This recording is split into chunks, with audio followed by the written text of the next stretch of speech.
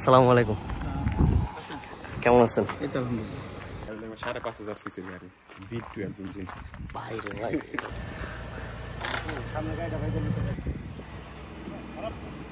সেই ভাই এই গাড়িটা বাংলাদেশে রিসেন্টলি ভালো চলতেছে ভাই। পেট্রোল খুব কম খায় রেগুলার প্রিয়া স্যার।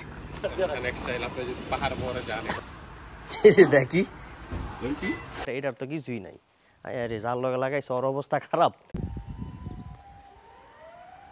জাপানে ইউজড কারের দাম খুব কম, এটা সবাই জানেন। আর এই কারণে যে কেউ চাইলেই খুব সহজে গাড়ি কিনতে পারে, আবার গাড়ি চেঞ্জও করতে পারে জাপানে। তবে চেঞ্জ করার খুব একটা দরকার পড়ে না যদি গাড়ির কন্ডিশন খুব ভালো হয়।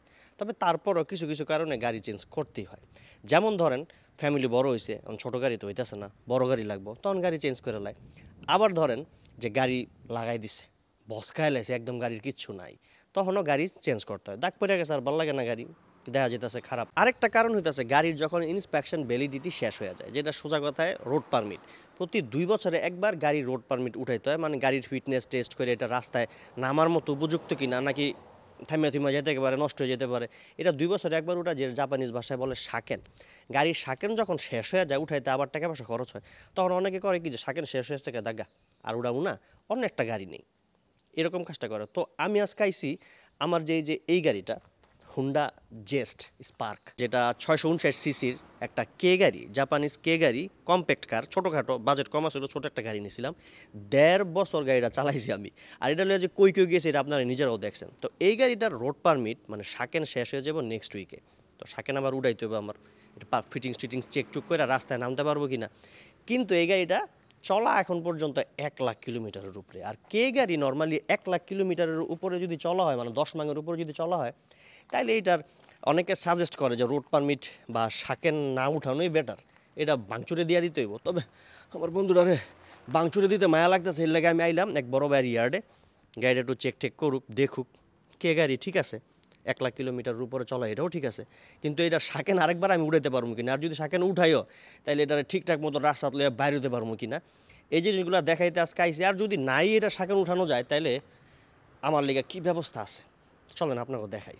জাপানের ইবারাকি প্রিফেকচারের চিকুসেতে এক বড় ভাইয়ের ইয়ার্ডে আইলাম। আমার গাড়িটা নিয়ে অপেক্ষা করতেছিলাম, আর এর মধ্যে দেখলাম তার ইয়ার্ডে সব ভাঙচুর গাড়ি। আরে বাবারে, মাথা নষ্ট। উনার এই ইয়ার্ডটার মধ্যে সব অ্যাক্সিডেন্টাল গাড়িগুলো রাখা, যেগুলো এখানে রাইখা উনি ঠিক করতেছে। আর এই জায়গাটা দেখে আমার মনে পড়তেছে, ইস, ছোটবেলায় এমন একটা জায়গা বেলা যে কঠিন করে পলান্তি খেলতাম, মানে কেউ খুঁজে পেত না। যাই হোক, এখানে কোথাও কেউ নাই, এখানে বন্ধু বান্ধব নাই যে পলান্তি খেলবো। এর লেগে ইয়ার্ডটা একটু হাইটা দেখি এখানে কি আছে না আছে। যেটা বলছিলাম, জাপানে ইন্স্যুরেন্স কোম্পানি অ্যাক্সিডেন্টাল গাড়িগুলা এইসব ইয়ার্ডে দেয় ঠিক করতে, তারপর আবার তারা ঠিকঠাক করে ইন্স্যুরেন্স কোম্পানিরে ফেরত দেয়। আবার দেখা যায় অনেকে অ্যাক্সিডেন্টাল গাড়িগুলো কিনা তারপর ঠিকঠাক করে বাংলাদেশে আবার এই গাড়িগুলো পাঠায়। এই যে গাড়িগুলো দেখতেছেন, এগুলো সবই অ্যাক্সিডেন্টাল গাড়ি, এখানে অনেক দিন যাবত এখানে রাখা, কোনোটা ঠিক করতেছে, আবার কোনোটা বাংলাদেশে যাইবো, ওইটারও ঠিকঠাকের কাজ চলতেছে। এই যে গাড়িটা দেখেন একদম বসকায় লাইছে, মানে সামনে আর কিছু নাই, আল্লাহ জানি কি এর লগে লাগছে। এই গাড়িগুলো দেখে আবার ভাববেন না জাপানে গাড়ি চালানো খুবই ডেঞ্জারাস একটা ব্যাপার। না ভাই, জাপানে গাড়ি চালানো খুবই সহজ, রাস্তায় একবার নামলেই বুঝবেন। আর ওই যে ওই দিকটা দেন, আরেকজনে এই বড় ট্রাকের দরজা খোলার চেষ্টা করতেছে, ট্রাকে বিলে উঠবো,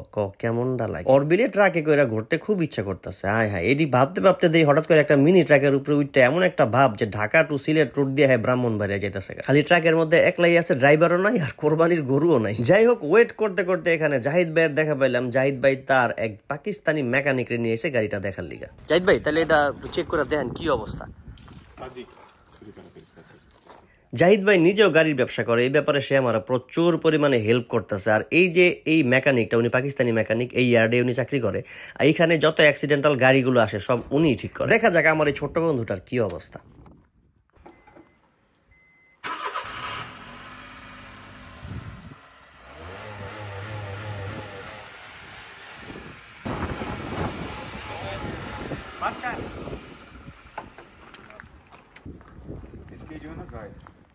এই গাড়িটা প্রায় 1 লাখ কিলোমিটারের উপরে চলা, তাছাড়া ইঞ্জিনের অবস্থা তত একটা ভালো না। তো সবকিছু একটু দেখতেছি খুঁটিনাটি, যেগুলো আমি কিছুই বুঝি না। তবে যেটা মনে হইতেছে যে এই কে গাড়িটার শাকেন উঠানো আর ঠিক হইব না, কারণ এটা ঠিক কইরা এটা রোড পারমিট উঠাইতে যে টাকা খরচ হইবে, এই টাকা আরেকটা কে গাড়ি কিনো নি যাইব। उससे ज्यादा उसका खर्चा है, इससे बेहतर है इसको जो ना अभी यहाँ खरीदा ही कर दिया जाए। बेहतर हाल तो यही है, बड़ी सस्ते में मिल जाती हैं और अच्छी हालत में मिल जाती हैं और बड़ी अच्छी क्वालिटी में मिल जाती हैं। ये जरूरत नहीं है कि इस गाड़ी को शॉपिंग हुआ जाए, तो फिर भाई के लिए अच्छा ही होगा इसको बोल जाए बाइक के लिए अच्छा ही है कि कहते करे फैमिली होती है इसके साथ तो भाई जरूरी है। খাইতে ছাড়া তো ভাঙচুর বাংচুর একবার ছোট বন্ধুরাকে ভাঙচুরি করে দিবেন আপনি বাঙালি তাহলে আপনার দেখলাম তাহলে এটা বেচে কোটকুটি খাইতে পারুন তো একবার সব কোটকুটি খাইতে পারবেন কোটকুটি बेहतर है। সবাই খাওয়াইতে পারবেন তাহলে সেখানে উড়ান যাইবো না না এটার উপরে ভাই যে খরচটা করবেন হুম একটা আবু নাই যখন আমাদের রাস্তায় আপনি তো আবার লং ট্যুরে যান না, তো ভাই এটা ভুলা যাওয়া ভালো। তো আসেন আপনি যদি গাড়ি নিতে চান, আপনার পছন্দের গাড়ি কোনটা? আপনি না আমি দেখি আপনি কয়েকটা গাড়ি দেখান এখানে কি আছে না আছে ভাইয়ের ইয়ার্ডও আছে, যদি বাজেটের মধ্যে থাকলো আর কি ভাইয়ের ইয়ার্ড আছে, ইয়ার্ডে নিয়ে যাই। এখানে আবার ভ্যারাইটিস গাড়ি আছে, তো আপনার এখান থেকে একটা চয়েস করে নিয়ে যান। এটা কোন সেঞ্চুরি টয়োটা, এটা জাপানের প্রেসিডেন্ট চালায়, ওরে বাপ ইউজার বোনেরা। এটা হলো 5,500 সিসির গাড়ি, V12 ইঞ্জিন। বাইরে ভাই এটা তো চাবিটা দেখেন, এই জাপানের রয়্যাল সিম্বল। যা তো অবস্থা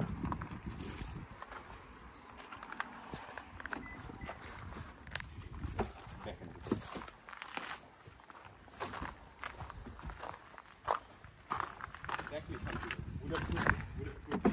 আসলে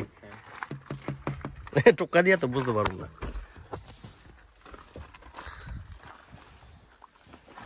ইঞ্জিনটা চালু দেন একটু, আওয়াজটা দেখেন। V12 বাইরে ভাই ভিতর তো অ্যাক্সিডেন্টটা পারা দেন।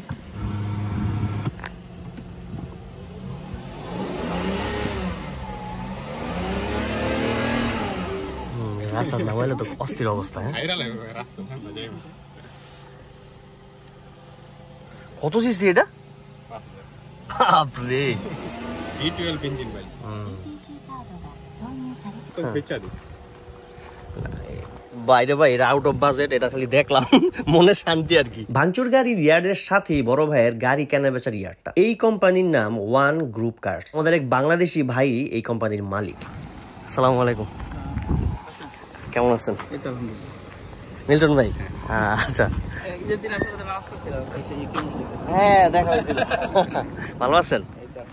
আসলে এইটা কোনো কমার্শিয়াল ভিডিও না, যার কারণে আমি প্রত্যেকটা গাড়ির একদম ডিটেলস, কোনটা কি, কোনটার দাম কেমন, কত হইলে বেচবো, এগুলা কিছুই দেখাবো না। আমার আগের গাড়িটার যেহেতু আমি আর রোড পারমিট উঠাইতেছি না, তাইলে আমার আরেকটা ছোটখাটো গাড়ি নিতে, এর লেগে চিন্তা করলাম যে একটা ছোটখাটো গাড়ি আছে কিনা আমি নিজেও দেখি, আর আপনারাও এই সুযোগে জাপানের গাড়ির ইয়ার্ড গুলা কেমন হয় সেটাও দেখে নেন। ওনার মেইন কাজটা হলো কি, ইন্স্যুরেন্সের গাড়ি আসে না, হ্যাঁ জিকো হয় যখন, ইন্স্যুরেন্স কোম্পানি ওনার সাথে ওনার গাড়ি দেয়, তো উনি ঠিক কইরা ওই যে ওইটা ওইখানে হ্যাঁ। তো এখানে দেখেন কিছু গাড়ি করতে পারেনি, চয়েস করতে পারেনি, এখানে আছে তো কিছু রেডি অফ স্টকে গাড়ি আছে। নেই আর নাই দেখে যায়, হ্যাঁ আমিও দেখি আর সবাই এটাই তো কথা, সবার দেখেন। আসলে তাই ইউজ না? কার বা এর সবচেয়ে বড় কথা ভাই, আমগো বাঙালি বাঙালি ভাই, উনি এত বড় একটা কোম্পানির दिलवाले दुल्हनिया ले जाएंगे।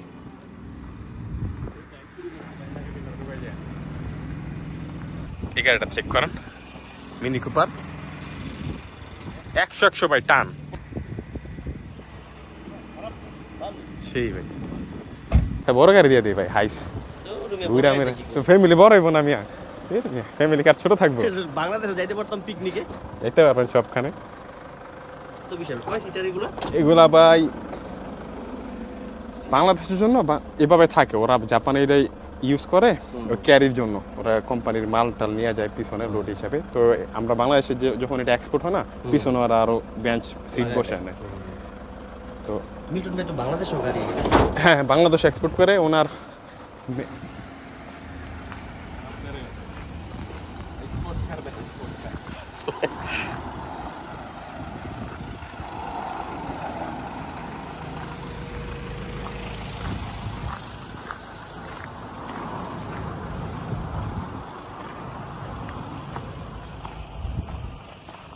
এই তো বাচ্চাটা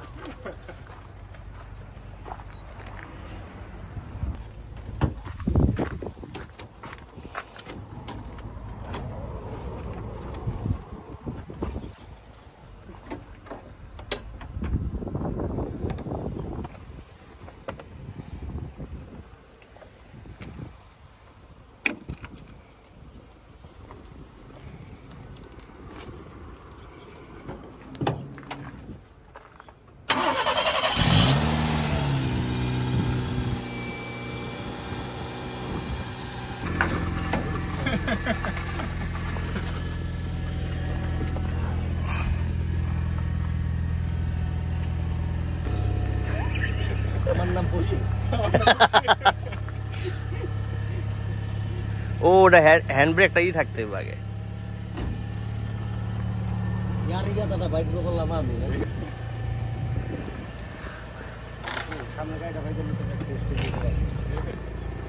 ইয়া নাই কার্ড ইয়া নাই তো।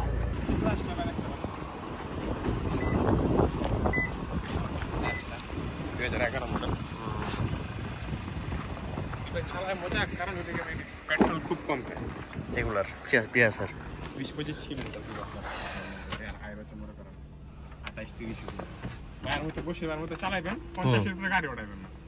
কে বসির ভাই একবার না চালাই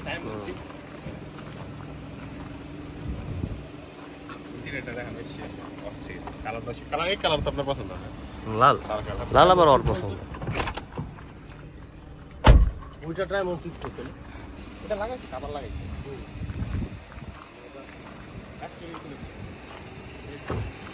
এই গাড়িটা বাংলাদেশে রিসেন্টলি ভালো চলতেছে ভাই। কি গাড়ি এটা? এটা বড় করলা টুরিং বলে জাপানে, বাংলাদেশে বলে করলা করলা, এটা হ্যাশব্যাক বলে বাংলাদেশে। এটা হ্যাশব্যাক করলা হ্যাশব্যাক এটা নিয়ে অনেক যেতেছে যে জানি কুশন গাড়ি চালা আর পিছনে দেখা যায়।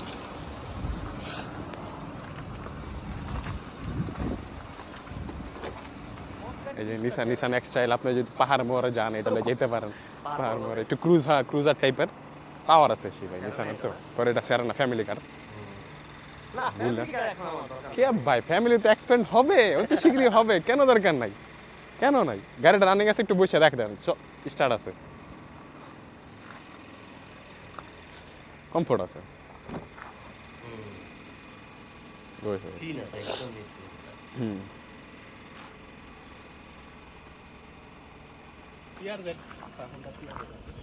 এই যে রে সিরিয়াস কদিন চালাইছিলাম একটা চালাইছিলেন। বাংলাদেশের ব্যাংকার জাতীয় গাড়ি। তারপরে হলো যে আরেকটা হলো আর মার্কেটস আছে, এটা তো অস্থির টানে জাপান, এটা টান সেই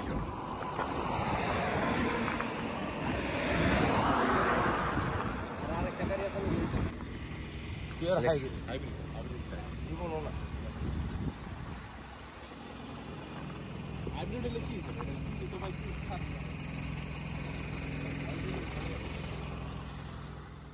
বেশ কিছু গাড়ি দেখলাম এই ইয়ার্ডে, সবগুলাই আমার লিগা আউট অফ বাজেট। যাই হোক আমিও দেখলাম, আপনারাও এই উসিলে দেখে লইলেন, আর আমিও আমার পেজে গাড়ি রিলেটেড কোনো ভিডিও দিলাম এই ফার্স্ট টাইম। যা দেখলেন এর ভিতরে চয়েস কোনটা? ঠিক আছে, এখন আমার তো হুন্ডা ইনসাইট, আপনার পার্সোনাল চয়েস, এটা বাজেটের মধ্যে যদি হুন্ডা ইনসাইট একটা, এখন তো হুন্ডা ইনসাইট নাই এখানে আপাতত নাই, তো আমি অকশন থেকে নামা দিতে পারবো যখন বলেন আপনি। হ্যাঁ দেখা গেলাম, ঠিক আছে, আর হুন্ডা ইনসাইট একটা আপনি আইনা দেন। ডান, ঠিক আছে। তা আমি দেখা আপনার অকশনের ফুল ডিটেইলস সহ আপনার ছবিটা পাঠিয়ে দিব না, যখন যেটা আসে। তো আপনি দেখা যদি চয়েস হয় তো বলে দেন, আমি সাথে সাথে কিনে নেব। জাপানে আমি যখন ড্রাইভিং লাইসেন্স পাই, লাইসেন্স পাওয়ার লগে লগে আমি যে একটা গাড়ি নেই, সেটা হইতেছে হোন্ডা ইনসাইট। ওই গাড়িটা আমি টানা 2 বছর চালাই, এবং যে গাড়িটার ছবিও আমি আমার পেজে দিছিলাম, আপনাকে অবশ্যই মনে আছে, যেটা বেচা কোট করে খাইছিলাম। ওইটা আমার ফার্স্ট গাড়ি আছিল। এই লেগে এখনো যে কোনো গাড়ি কিনতে গেলে আমি আগে হোন্ডা ইনসাইটটাই খুঁজি। বাজেটের মধ্যে চমৎকার একটা হাইব্রিড গাড়ি। আমি জাহিদ ভাইরে বললাম আমার একটা হোন্ডা ইনসাইট আইনা দেন, যেন থেকে পারেন। তো জাহিদ ভাই বললো অকশন থেকে একটা হোন্ডা ইনসাইট আইনা আমারে দিব। আর যদি অকশনে হোন্ডা ইনসাইট পাওয়া যায়, আর যদি আমি নিয়ে আহি, এটা তো আপনাকে দেখামই। আর এই ভিডিওগুলি দেখতে হলে অবশ্যই আমার ইশতিয়াক শুভ পেজটারে ফলো দিয়ে লগেই থাকতে হবে। গাড়ির শাকেন মানে রোড পারমিট শেষ হয়ে যাওয়ার কারণে আমার ছোট্ট বন্ধুটারে হোন্ডা জেস্ট স্পার্কটারে দিয়া যাইতে হবে। তবে আজকে না, যখন হোন্ডা ইনসাইটটা পাবো তখন আবার ওইটা দিয়া যাবো আর কি। এই ছোট্ট বন্ধুটার সাথে আমার প্রচুর স্মৃতি, কই গেছিলাম গাড়িটা লয়ে আমি। যাই হোক, আপনারা যদি এই ইয়ার্ডের মানে ওয়ান গ্রুপ কার্স কোম্পানির ডিটেলস চান, তাহলে আমার ইমেল করেন বা এই ভিডিওর কমেন্টস বক্সে কমেন্টস করেন, আমি অবশ্যই ডিটেলস আপনাকে দিয়ে দিব। দেখি এই